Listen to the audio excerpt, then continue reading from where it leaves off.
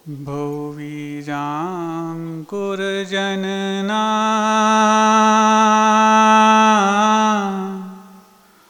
भुविजाङ्कुरजनना रागाद्या क्षयमुपागता यस्य ब्रह्मा वा विष्णु वा हरो जिनो वा नमस्तस्मै।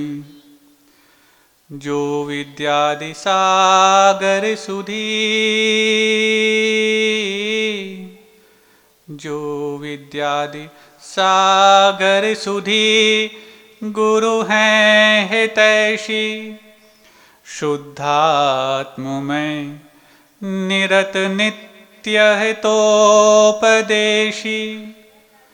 वे पाप ग्रीष्म ऋतु में जल हैं सयाने पूजूं उन्हें सतत केवल ज्ञान पाने पूजूं उन्हें सतत केवल ज्ञान पाने। बोले देवादिदेव 1000 श्री नेमिनाथ पार्श्वनाथ मुनि सुव्रतनाथ भगवान की, परम पूज्य आचार्य परमेष्ठी गुरुदेव श्री विद्यासागर जी महामुनि राज की, 3,9 करोड़ मुनिराजों की जय बोलो। परम पूज्य मुनि श्री सौम्य सागर जी महाराज की, समस्त मुनि संघ की। सुकौशल मुनिराज ध्यानस्थ हैं, आत्मस्थ हैं और संसार की इस नश्वरता को त्याग करने के परिणाम स्वरूप संतुष्ट भी हैं। इतने संतुष्ट हैं कि शायद जब युवराज अवस्था में राजपाट की जब तैयारी चल रही थी तो राजकीय सुख की कल्पना करके भी जो संतुष्टि नहीं हुई होगी, अथवा राजकीय सुख को प्राप्त करने के बाद भी जो खुशी नहीं है, वो राजकीय सुख को हाथ मार करके पाने की अपेक्षा लात मार करके छोड़ने की संतुष्टि उनके जीवन में चिरस्थायी बन चुकी है। और अब जबकि न सिर्फ उनके जीवन में मोक्ष मार्ग और 28 मूल गुणों का पालन एक अवश्यंभावी बन गया, बल्कि इस मोक्ष मार्ग की उस मनोदशा को प्राप्त करने के लिए जो शुद्धोपयोग के रूप में होती है, प्रतिपल वो तत्पर भी हैं। इस संतुष्टि का पता लगा पाना श्रावक जीवन में असंभव जैसा है। फिर भी प्रयास तो किए जाते हैं कि उनके जीवन में श्रावकत्व को प्राप्त करने के पश्चात मोक्ष मार्ग की जैसी अनुभूति हो, लेकिन ये कल्पना है और कोरी आकाश कुसुम सम अनुभूतियां हैं। आकाश कुसुम समझते हैं? कभी आपने आसमान में फूल लगे हुए देखे? तो जैसे कभी आसमान में फूल नहीं लग पाते, वैसे श्रावक अवस्था में शुद्धात्मानुभूति एक आकाश कुसुम की भांति एक मिथ्या मान्यता है। फिर भी लोग स्वाध्याय करते हुए कोट पैंट में रह करके हाथ पे हाथ धर के नासा दृष्टि करते हुए शुद्धोपयोग की भावना और शुद्धोपयोग की अनुभूति करने का बेबुनियाद प्रयास करते हैं, क्योंकि शुद्धोपयोग की बुनियाद जिस आधार पर बनती है वो आधार का ही नाम मोक्ष मार्ग है। और मोक्ष मार्ग सम्यक दर्शन, सम्यक ज्ञान और सम्यक चारित्र, इन तीनों की एक रूपता का नाम है। और जो ये कहते हैं कि सम्यक दृष्टि मात्र होने से भी हम मोक्ष मार्ग की प्रथम सीढ़ी तो चढ़ चुके हैं, मोक्ष मार्ग सीढ़ी के रूप में नहीं, मार्ग के रूप में है। सीढ़ी में तो भले ही आपको क्रम से एक सीढ़ी, दूसरी सीढ़ी और तीसरी सीढ़ी चढ़ना होता है, लेकिन मार्ग में तो आपको तीनों को पैरेलल लेके चलना पड़ता है। तो ऐसी नहीं है वो ऐसे हैं तो जिन्होंने मोक्ष मार्ग की अनुभूति करना चाहिए है, उनको तीनों को पैरेलल लेके चलना पड़ेगा। सम्यक दर्शन और सम्यक ज्ञान की महिमा बहुत गाने वाले दुनिया में हैं, लेकिन सम्यक चारित्र के बगैर मोक्ष मार्ग पूरा नहीं होता है। एक छोटा सा दृष्टांत जो लौकिक जीवन का है, आपको मोक्ष मार्ग की अनुकूलता, सुख और सुखानुभूति के बारे में कुछ हद तक परिचय देने के लिए मैं कारण मानता हूं, इसलिए आपके सामने रख रहा हूं। जिस संतुष्टि को सुकौशल स्वामी और कीर्तिधर स्वामी प्राप्त किए हुए हैं, राज्य को छोड़ने के बाद भी इतने संतुष्ट हैं कि शायद राज्य का कुशल संचालन करने के बाद भी संतुष्टि नहीं मिल पाती। तो एक दृष्टांत से हम समझते हैं, एक करोड़पति व्यक्ति है, अपनी मर्सिडीज कार से जब भी रास्ते से जाता, एक अपाहिज, अपंग और बेबस भिखारी के चेहरे पर मुस्कान देकर के थिरक सा जाता। दोनों हाथ नहीं हैं, दोनों पैर नहीं हैं, भिखारीपन है, दोनों हाथ पैर ना हो लेकिन रईस हो, फिर भी कोई बात नहीं, नौकर चाकर उसकी सेवा कर देंगे, लेकिन नौकर चाकर भी नहीं है, और दो कर और दो पैर भी नहीं है। अब ऐसे में दूसरों के सामने हाथ फैलाने के लिए हाथ भी नहीं है कि हाथ फैला कुछ मांग लिया जाए और अपना जीविकोपार्जन कर लिया जाए। जब जीविकोपार्जन करना कठिन है तो चेहरे पे मुस्कान लाना तो और दुर्लभ होता है। अपन लोग तो जीविकोपार्जन भी कर लेते हैं, फिर भी चेहरे पे मुस्कान नहीं ला पाते, लेकिन उसके पास तो जीविकोपार्जन की सामग्री भी पर्याप्त नहीं है, लेकिन चेहरे की मुस्कान ऐसी है कि करोड़पति के लिए भी लजा रही है। कई बार उसने देखा, निकल जाता, कोई बात नहीं, किसी ने कुछ चुटकुला सुना दिया होगा इसलिए मुस्कुरा रहा होगा।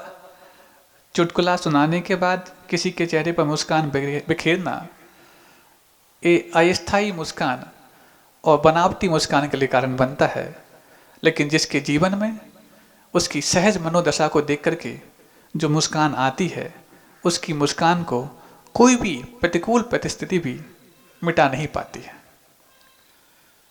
एक दिन उसको लगा अपाहिज है, अपंग है, भिखारी है, ना अपना घर है ना बार है, फिर भी उसके जीवन में ऐसा कौन सा काम है जो उसको मुस्कुराने के लिए कारण बन रहा है। जब बहुत दिन तक कोई एक अपने से भी अच्छी चीज देखने की वारदात घटती जाती है, तो फिर उस अच्छी चीज के बारे में आपको या तो ईर्ष्या पैदा हो जाती है या उस अच्छे को पाने के लिए जिज्ञासा पैदा हो जाती है। ये दो ही हसर होते हैं अपने से अच्छे व्यक्ति को देख करके, और वो भी बार बार देख करके हुई अनुभूतियों के रूप में। हम सबके जीवन में कौन सी अनुभूति होती है, स्वयं को तुलना करना है। हम अपने से बड़े को देख करके ईर्ष्या कर लेते हैं या उस जैसे बनने के लिए उससे पूछने की जिज्ञासा कर लेते हैं। अब उससे क्या ईर्ष्या करे, ना उसके पास दो हाथ है, ना पैर है, ना धन दौलत है, ना परिवार है। तो ईर्ष्या करने के बजाय उसके जीवन में कुछ इसके सुखानुभूति, हर्षानुभूति हो पाए, ऐसी उसके सामने वो प्रश्न की झड़ियां लगा देता है कि तुम खुश क्यों हो। तो वो जवाब देता है, मेरे पास दुख के लायक कोई साधन ही नहीं है कि मैं दुखी हूं। अब इससे बड़ा दुख का लायक साधन क्या हो सकता है कि तुम्हारे पास हाथ पैर तक नहीं है। पेट भरने के लिए दूसरों के सामने तुम हाथ भी फैलाओ तो तुम्हारा हाथ छोटा पड़ जाता, तो तुम्हारा हाथ कट चुका है। दुर्घटना में कटा था क्या, पता नहीं काहे में कटा था, लेकिन इतना तो पता था कि जो भी कटा था वो कर्म कट के ही कटा था। हाँ, वो तो ठीक है, लेकिन तुम ये बताओ, तुम इतनी खुश मिजाज कैसे रहते हो जब हाथ पैर ना हो, धन दौलत ना हो, सेवा करने के लिए नौकर चाकर ना हो, उसके बावजूद भी चेहरे पर मुस्कुराहट हो। ये बहुत बड़ी मेरे जीवन में आहट जैसी लगती है। तो आप भी मुस्कुराना शुरू कर दो। नहीं, मुस्कुराने के लिए कोई प्रसंग हो, कोई कारण हो, तब तो मुस्कान सहज आती है।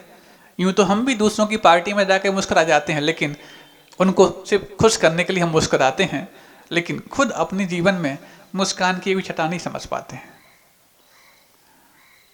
तुम बताओ, तुम्हारे पास इतना अभाव है, फिर भी मुस्कान क्यों है? तो वो जो भिखारी जवाब देता है, आप सबके लिए सुनना आवश्यक है। और सुनने के बाद लगे कि जब भिखारी के जीवन में मुस्कान आ सकती है, तो आपके जीवन में तो ऐसी कंडीशन कभी आएगी नहीं, ना अभी तक आई है। तो फिर आपके जीवन में मुस्कान क्यों चली गई है, आपको सोचना है। तो वो जो जवाब देता है कि मैं मानता हूं मेरे दोनों हाथ नहीं, दोनों पैर नहीं, कर्म के आवेग में और कर्म की बाढ़ में मेरे दोनों हाथ पैर छिन गए, मेरा परिवार छिन गया, मेरे रिश्तेदार छिन गए, मेरा व्यापार छिन गया। सब कुछ छिनने के बाद भी मैं उस कुदरत का शुक्रिया अदा करता हूं कि उनने मेरे एक अच्छे दिमाग को मेरे पास छोड़ दिया, अच्छी आंखों को मेरे पास छोड़ दिया, और मेरी 4 इंच की जो जुबान है वो दूसरों के बारे में अच्छा बोल सकती है, दिमाग अच्छा सोच सकता है, आंखें अच्छा देख सकती हैं। कुदरत ने मेरा सब कुछ छीनने के बाद भी मेरी सबसे अनमोल चीज मेरे पास छोड़ दी है, इसलिए मैं कुदरत का शुक्रिया अदा करने के लिए चेहरे पे मुस्कान बखेरता रहता हूं। आपके पास कुदरत ने कौन सी चीज छोड़ रखी है जो आपको दुखी करती है, और कौन सी चीज तुमसे छीन ली है जो शायद तुम्हारी मुस्कुराहट को छीनने के लिए कारण बनी है? महाराज, यदि मेरी कुदरत ने 4 इंच की जुबान भी छोड़ दी होती तो शायद वह भिखारी मुस्कुरा रहा होता। सिर्फ मात्र दिमाग छोड़ दिया होता तो भी मुस्कुरा रहा होता, और सिर्फ मात्र अच्छी आंखें छोड़ दी होती तो भी मुस्कुरा रहा होता। लेकिन उसके पास तो 3 अमूल्य पूंजी उसके पास है, और उसके पास तो 3 पूंजी होने के कारण वो अपने आप को कुदरत का शुक्रिया अदा करने के लिए तैयार है। तुम्हारे पास तो पूंजी के रूप में सब कुछ है। तुम्हारे एक एक अंग के बारे में जब तुम उस दौलत की तुलना करना चाहो, क्योंकि जब एक अंगुली कट जाती है किसी व्यक्ति की, तो यदि उस अंगुली को दूसरे व्यक्ति से प्राप्त करना हो तो लाखों करोड़ों की अंगुली बनती है। फिर तो तुम्हारे पास 5 उंगलियां एक हाथ में हैं, 5 उंगलियां दोनों हाथ में हैं, और तुम्हारे पैरों की उंगलियां भी पूरे 20, तुम्हारी उंगलियां पूरी सलामत हैं। दोनों कान हैं, दोनों आंखें हैं, मन है, मस्तिष्क है, हृदय है, हाथ हैं, पैर हैं, सब कुछ तो है। उसके बावजूद भी क्या नहीं है जिसके कारण तुम इतने दुखी महसूस होते हो? जो नहीं है वो संसार में किसी न किसी व्यक्ति के पास किसी न किसी अभाव के रूप में अवश्य विद्यमान है, और जो है वो अभी तक जाने के लिए तैयारी कर चुका है। जब तक गया नहीं है तब तक तो उसकी खुशी मना लो, जाने के बाद तो खुशी तुम्हारे से अपने आप छूट जाएगी। और जो है उसकी खुशी मनाने में तकलीफ महसूस करता है, वो शायद तकलीफ की ही खुशी अपने जीवन में ज्यादा अनुभव करना चाहता है। ज्ञानी समस्याओं में भी आनंद ढूंढ लेता है, तो अज्ञानी के लिए आनंद भी एक समस्या है कि आ तो गया, इसको हम एंजॉय कैसे करें।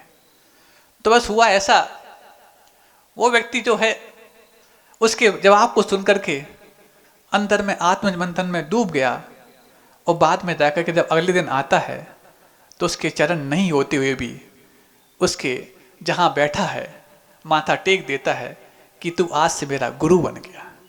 एक अपाहिज और भिखारी भी किसी व्यक्ति का गुरु बन सकता है, फिर तो तुम्हारे जीवन में गुरु बनने लायक और हमारे जीवन के अपाहिज दिमाग को ठीक ठाक करने लायक कई गुरु उपलब्ध हैं, बशर्ते कि तुम्हारे जीवन में खुशी का सबब आ जाए तो गुरु की सार्थकता भी समझना। अब जब इस प्रकार की जब लौकिक जीवन में भी संतुष्टि मिल सकती है, क्योंकि जहां पर चाहों का और इच्छाओं का निरोध हो चुका होता है, वहां पर खुशियां तैरने लग जाती हैं। और जब इच्छाएं आपके ऊपर भारी पड़ जाती हैं, तभी जाकर के आपके जीवन में दुखों का अंबार आपको ले डूबने के लिए तैयार खड़ा होता है। तो सुखोत्सव स्वामी जो थे, आत्म मंथन में, आत्मचिंतन में और आत्मशोधन में लीन थे। आत्मशोधन बहुत बड़ी वस्तु होती है बंदा। इतने में जो उसकी पूर्व जीवन की माँ है, जो व्याघ्री बन चुकी है, अब वो व्याघ्री, जिसको आप दूसरी भाषा में है तो वो व्याघ्री अलग, लेकिन सिंहनी भी बोलते हैं, शेरनी भी बोलते हैं, लेकिन शेरनी में और व्याघ्री में पर्याप्त अंतर होता है। तो शेरनी शब्द हम मात्र यूज कर रहे हैं, लेकिन है तो वो व्याघ्री की पर्याय है। तो वो जो शेरनी है, क्रूरता को और प्राप्त कर चुकी है, क्योंकि जिसने पूर्व जीवन में घोर आर्त ध्यान के साथ मरण किया है, उस आर्त ध्यान का परिणाम त्रियंच पर्याय मिलना तो हुआ ही है, लेकिन उस त्रियंच पर्याय में भी क्रूरता पराकाष्ठा पर है। होते हैं कई ऐसे पशु होते हैं जिनके आसपास यदि कोई निकल भी जाए तो उसको छोड़ते नहीं है। अभी आपने देखा हो कुछ दिनों पहले बंदर था जो पूरे शहर में आतंक मचाया हुआ था। अब तो पता नहीं कहाँ है, क्योंकि आतंकों का अंत कोई भी असंयमी कर देता है। इसलिए यदि अपने अंत को बचाना चाहते हो तो आतंक से पहले बच जाओ, क्योंकि दुनिया में पर्याप्त असंयम मौजूद है। तो जहां देखो वहां उसका आतंक बरप रहा है। इस बीच में दोनों मुनि महाराज कीर्तिधर स्वामी भी और साथ में सुखोत्सव स्वामी भी निर्दोष चर्या का पालन कर रहे हैं। समय समय पर कभी कभार आहार के लिए उठते भी हैं, और तपश्चर्या तो उनके जीवन का अभिन्न अंग बन चुकी है। एक बार दोनों आहारचर्या के लिए निकले हुए हैं, और आहारचर्या के निकलने के जो संकेत होते हैं वो उनको मूलाचार में अवश्य प्राप्त हुए हैं। आपको मालूम है आहारचर्या पर निकलने के लिए साधु कैसे समझते हैं कि अब आहारचर्या पर निकलना चाहिए? मूलाचार में आया हुआ है, जब रसोई घर से जो चिमनी से धुआं निकलता है वो धुआं निकलना बंद हो जाए। ऐसा नहीं कि साधु पहुंचने के बाद भी धुआं चालू हो जाए। सुन रहे हो? आप लोग तो नहीं, आप तो बहुत समझदार हो गए हैं। हम तो उन अज्ञानियों की बात कर रहे हैं जो साधुओं के पहुंचने के बाद भी धुआंधार करते रहते हैं। दूसरा, बच्चे यदि अपने पेट पर हाथ फेरते हुए और मुख को पहुंचते हुए घर से बाहर कूदने लग गए हैं, इसका मतलब है रसोई इनके यहाँ बन चुकी है, और छोटे छोटे बच्चे जो जल्दबाजी करते हैं वो संतुष्ट भी हो गए हैं भोजन करने के पश्चात। ये मूलाचार में संकेत हैं कि साधु यदि आहार के लिए निकले तो इन दो में से जो भी संकेत उनको समझ में आ जाए वो फिर आहारचर्या का समय हो चुका है मान करके चर्या के लिए निकल सकते हैं। तो यही संकेतों को पाकर के सुखोत्सव स्वामी और कीर्तिधर स्वामी, जिनका अपर नाम सिद्धार्थ भी आता है ग्रंथांतरों में, निकल जाते हैं। निकलते हैं जगह जगह से, हे स्वामिन नमोस्तु नमोस्तु नमोस्तु, ये आवाजें आने लगी। जंगल में तपश्चर्या करने के पश्चात भी जब दूर से भी संकेत मिल जाता है कि मुनिराज आ रहे हैं, तो भले ही अभी मुनिराज दिख नहीं रहे हैं, लेकिन मुनिराजों को देखने के बाद जो प्रतिक्रिया होती है वो प्रतिक्रिया उनके आने की उम्मीद में भी प्रारंभ हो जाती है। हे स्वामी नमोस्तु नमोस्तु नमोस्तु। सोचो, जब बहुत दूर गली से हरि महाराज आ रहे होते हैं और जब उम्मीद होती है कि अभी तक आने में समय बहुत लगेगा, तो जो प्रमादी लोग होते हैं, आपकी बात नहीं कर रहे हैं, जो प्रमादी लोग होते हैं थोड़े पास तो आ जाएं तब शुरू करेंगे। लेकिन जिन्होंने अपने जीवन प्रमाद छोड़ दिया है वो सोचते हैं अरे जब संकेत मिल ही गए हैं कि वो निकल गए हैं तो नमोस्तु नमोस्तु जितने बार हम कर लेंगे उतने बार नमोस्तु बोलने की कर्म निरजरा तो कर डालेंगे, और इतने बार जब नमोस्तु बोलने की कर्म निरजरा हो जाएगी यही तो हमारे पुण्य में वृद्धि करेगी, जो साधु को हमारे खाते में दर्ज कराने के लिए कारण बन पाएगी। हम तो सोचते नहीं, हम तो बहुत उनके परिचित हैं, हो वो हमें बहुत अच्छे से जानते हैं, हो हमारे खाते में तो एक ना एक महाराज तो आ ही जाएंगे। हाँ, और वैसे भी उम्मीदवार जितने होते हैं उन सब उम्मीदवारों की पूर्ति तो होती थी। उम्मीद की पूर्ति करना ये तो अच्छा माना जाता है, और साधु तो सारे अच्छे काम ही करते हैं। लेकिन आपके अच्छे काम आपकी उम्मीद की पूर्ति नहीं होती, आपके अच्छे काम आपके अच्छे कर्तव्यों की पूर्ति मानी जाती है। और जो अपने अच्छे कर्तव्यों की पूर्ति करने में निष्णात हो जाता है, फिर उसको उम्मीद करनी नहीं पड़ती, क्योंकि देने वाला देने से पहले ये नहीं देखता कि आपकी आशाएं क्या हैं, वो तो ये देखता है कि आपके अधिकार क्या हैं। आशाएं कितनी भी हों, फिर भी उनकी एक सीमा हो सकती है, लेकिन अधिकार तो अनंत होते हैं। एक बार तो अपने अधिकारों को बताना प्रारंभ कर दो, आपकी आशाओं की पूर्ति इतनी हो जाएगी कि तुम्हारे पास आशाएं बची भी हैं कि नहीं तुम ये समझ नहीं पाओगे। लेकिन अधिकार को बताने के लिए अधिकार जताना नहीं पड़ता, कर्तव्य निभाना पड़ता है। और जो कर्तव्य निभाना सीख जाता है, जो उनके अधिकारों की पूर्ति करना चाह रहा है, वो स्वयं कहता है तुम तो इसके अधिकारी हो, तुम उनको रिजर्व करना चाह रहे हो, वो कहते तुम तो इसको डिजर्व करते हो। रिजर्व करने की बजाय डिजर्व करना जीवन में अनोखी परिस्थिति मानी जाती है। तो नमोस्तु नमोस्तु नमोस्तु अत्र अत्र अत्र, अभी तिष्ठ तिष्ठ नहीं बोला, तिष्ठ का तब बोलेंगे जब वो अत्र नजदीक आ जाएंगे, तब ठहरो ठहरो बोलेंगे। और यदि पहले से ठहरो बोल दिया तो क्या होगा फिर? तिष्ठ तिष्ठ तिष्ठ का मतलब क्या है? ठहरिए ठहरिए ठहरिए। और यदि उतनी दूर साधु हैं और वहीं ठहर गए तो फिर क्या होगा? आप तक आ पाएंगे? इसलिए किस समय कौन सी नवदा भक्ति करनी है, इसका भी परिपालन होना अनिवार्य होता है। वो तो याद करा दी गई बचपन से कि इतना बोलना पड़ता है, स्वामी नमोस्तु नमोस्तु नमोस्तु अत्र अत्र अत्र तिष्ठ तिष्ठ तिष्ठ, मन शुद्धि वचन शुद्धि काय शुद्धि आहार जल शुद्ध है। बस इतना पूरा एक कैसेट चलती है, MP3 होती ना वो, हाँ एक CD होती है, एक MP3 होती है, एक बार चलती है तो वो पूरा वैसे चलती रहती है, 24 घंटे भी चलाओ तो वैसे चलती रहती है। तो ये पूरी MP3 नहीं बनाना इसको किस वक्त हमें कौन सी नवदा भक्ति कौन सी शुद्धि का प्रयोग करना है, ये हमें ज्ञात होना चाहिए। यही ज्ञान होना ही तो दाता के 7 गुणों में विवेक गुण का परिचय देने वाला कारण माना जाता है। दाता के 7 गुण प्राप्त करना बहुत कठिन है। साधुओं को 28 मूल प्राप्त करना तो कठिन है ही, लेकिन श्रावकों को भी दाता के 7 गुण प्राप्त करना बहुत दुर्लभ है। और जब साधु के 28 मूल गुण दाता के 7 गुणों के साथ कंप्लीट हो जाते हैं, तभी जाकर के देवों को पंच आश्चर्य प्रकट होते हैं। प्रकट तो वो आपको देख करके करते हैं, क्योंकि आज पंचम काल में आश्चर्य नहीं होते ऐसा एकांत नहीं है। जब पंचम काल में देव आहार भी कराने आ सकते हैं, ये बात अलग है कि देवों को आहार कराने की पात्रता नहीं है, लेकिन चंद्रगुप्त मौर्य पंचम काल में ही हुई हैं। और पंचम काल में चंद्रगुप्त मौर्य जब मुनि अवस्था में थे तो 6 महीने तक, आपको ज्ञात होगा, पढ़ा होगा आपने, 6 महीने तक स्वर्गों के देवों ने आकर के उनके आहार कराए। और जब 6 महीने बाद पता लगा कि जब एक बार एक क्षुल्लक जी कमंडलू छोड़ आए थे कि श्रावक लेकर के आ रहे होंगे पीछे पीछे, लेकिन वो तो देवता थे, श्रावकों के वेश में थे। और जब कमंडलू नहीं लाए तो गुरु महाराज को कहा आज मैं कमंडलू भूल गया हूँ। तो बोले सुनो, आप स्वयं जाके लेकर के आओ, किसी से मंगवाएंगे नहीं। जाकर के देखते हैं तो जहाँ पहले नगरी बसी हुई थी वहाँ तो नगरी नहीं, पूरा सुनसान है, वीरान है, कुछ भी नहीं है, ना एक मकान है ना कोई दुकान है, कुछ नहीं। उनका कमंडलू एक पेड़ पे टंगा हुआ है।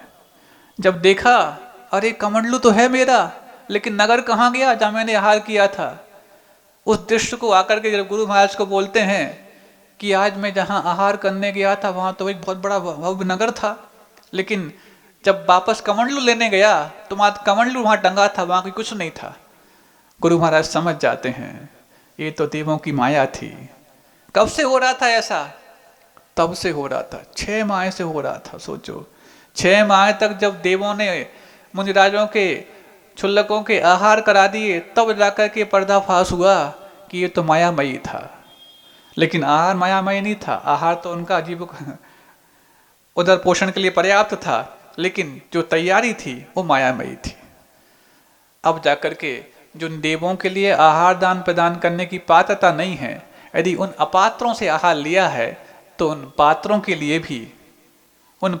लिए भी जिन्होंने आहार लिया है प्रायश्चित लेना पड़ा, और प्रायश्चित लेकर के वो अपने आप को शुद्ध किए। लेकिन देवों ने तो सोचा होगा कभी साक्षात ऐसा करने का अवसर नहीं मिलता।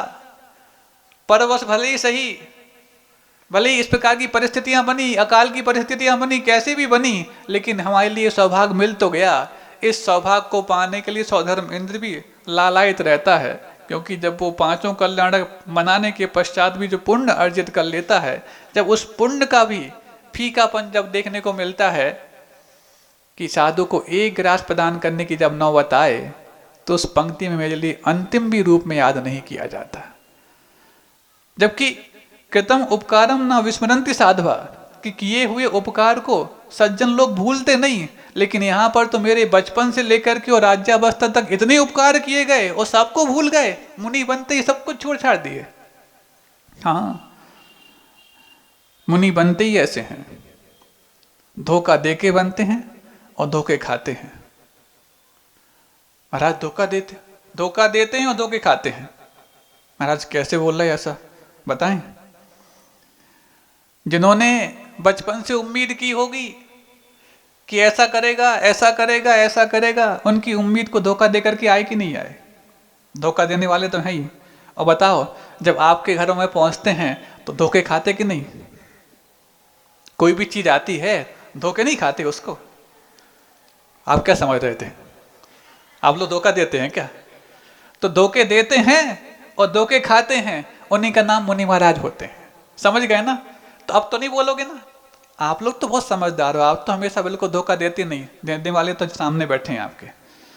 तो अब जब जा रहे हैं, सब जगह से नवदा भक्ति की ध्वनियां सुनाई देने लग गई हैं।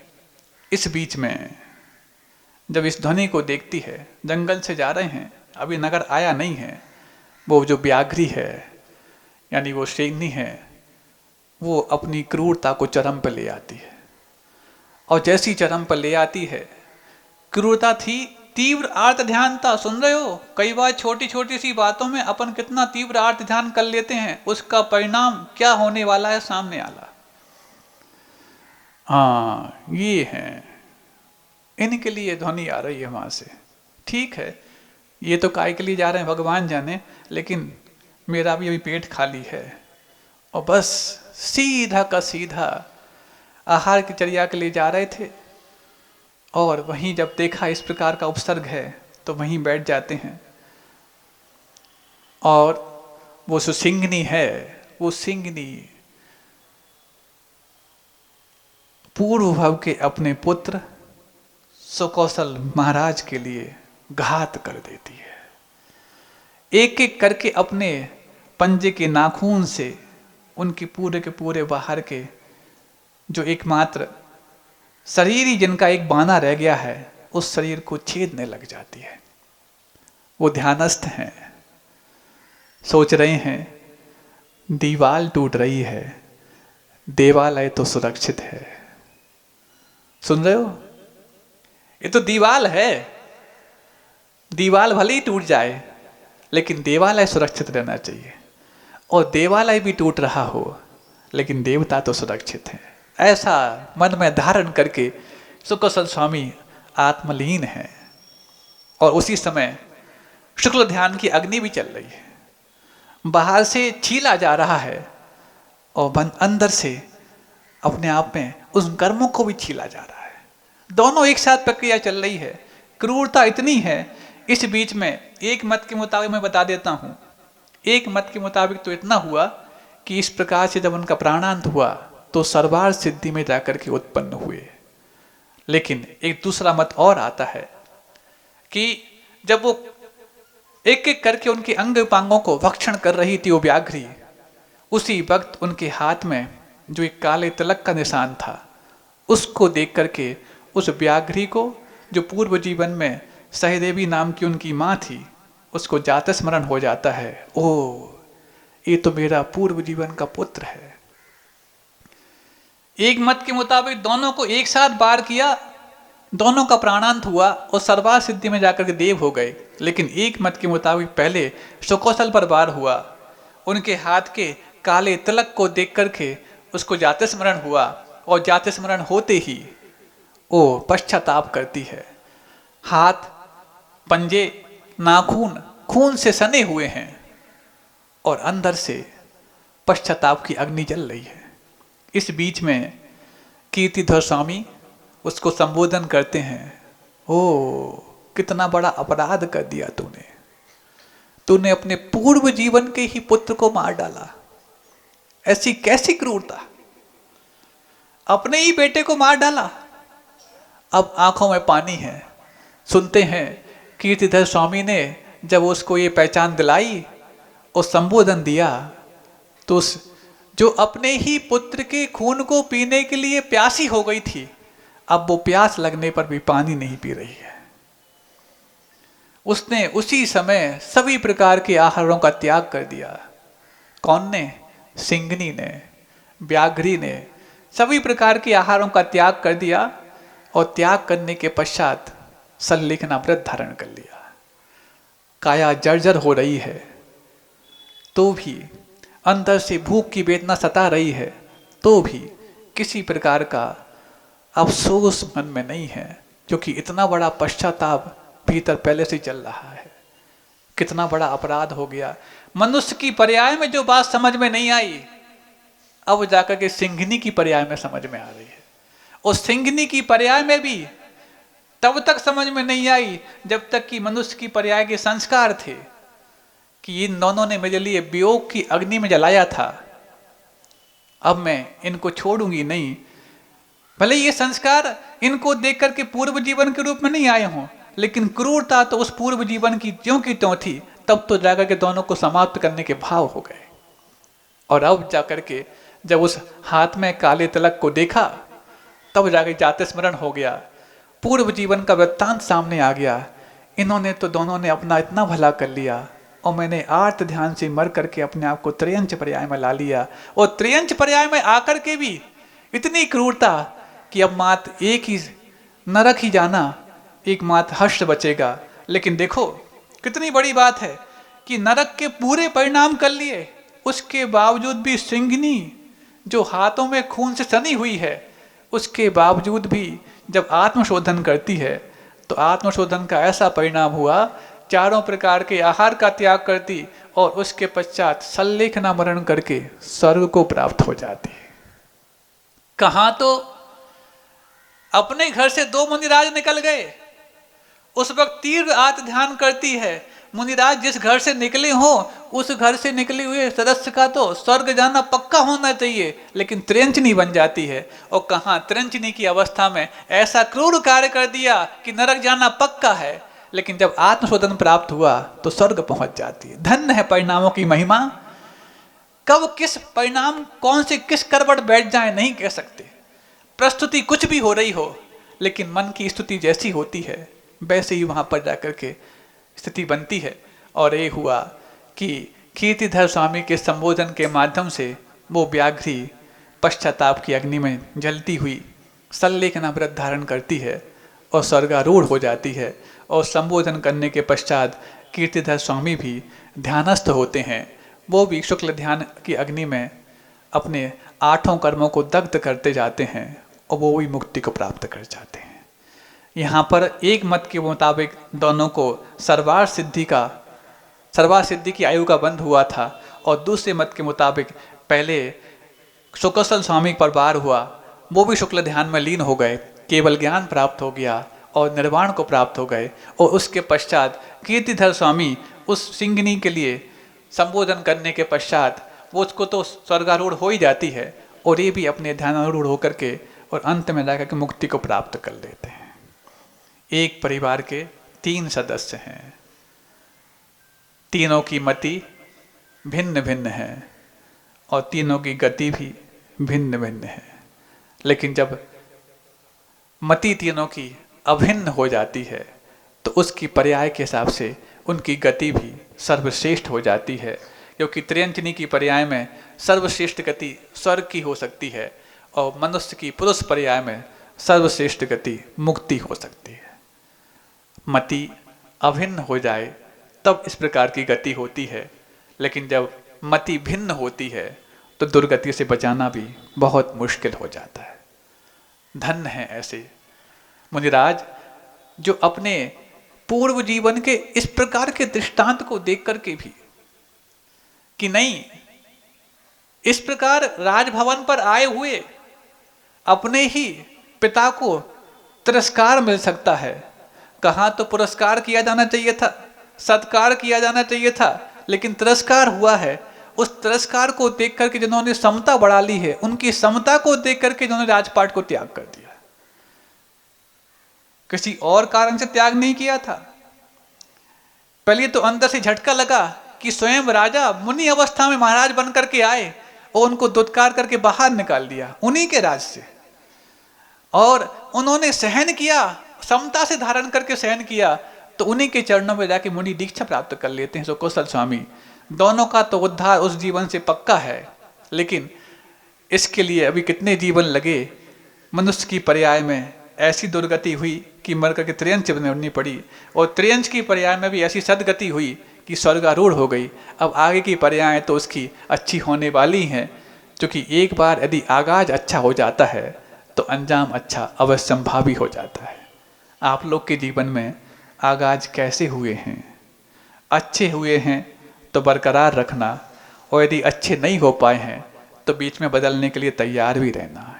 क्योंकि सिंघनी की पर्याय में भी आगाज तो गलत हुआ था, लेकिन अंजाम अच्छा हो गया, और मनुष्यनी की पर्याय में भी आगाज तो अच्छा हुआ था, लेकिन अंजाम गलत हो गया। आप जैसा चाहो वैसा निर्णय कर सकते हो। पर्याप्त समय हो गया है। आप लोगों के जीवन में बहुत परिवर्तन आने की संभावना बन चुकी है। परिवर्तन किस रूप में लाना चाहते हो आपके विवेक पे डिपेंड करता है, लेकिन ये तो पक्का है परिवर्तन तो होना है। देह परिवर्तन के पहले हृदय परिवर्तन हो जाए, यही इन चातुर्मास की सार्थकता मानी जाएगी।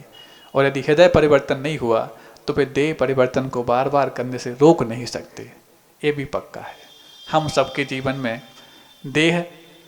देहातीत होने के पहले ऐसी कारण बने जो देहातीत होने की साधना में लग जाए, यही इस चातुर्मास की सार्थकता है।